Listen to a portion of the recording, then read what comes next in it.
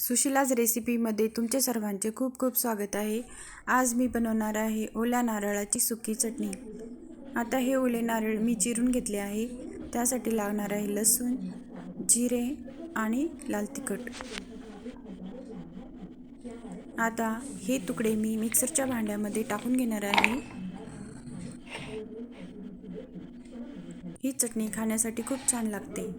आता तुम्ही बघू शकता मी मिक्सरच्या भांड्यामध्ये ही टाकून घेतले आहे। त्यात टाकणार आहे मीठ चवीनुसार,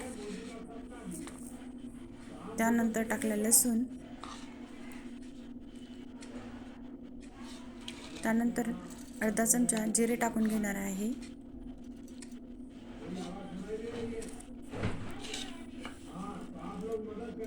आणि मिरची पावडर हे आपण अर्धा चमचा किंवा 1 चमचा टाकू शकतो।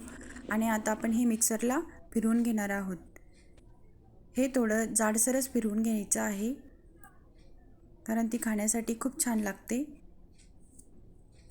अशा प्रकारे काढायची आहे ती चटणी। आता मी डब्यात काढून घेतली आहे। तिला झाकण लावून आपण फ्रीजमध्ये ठेवून देऊ शकतो। हा व्हिडिओ आवडला असेल तर लाईक करा, सबस्क्राइब करा।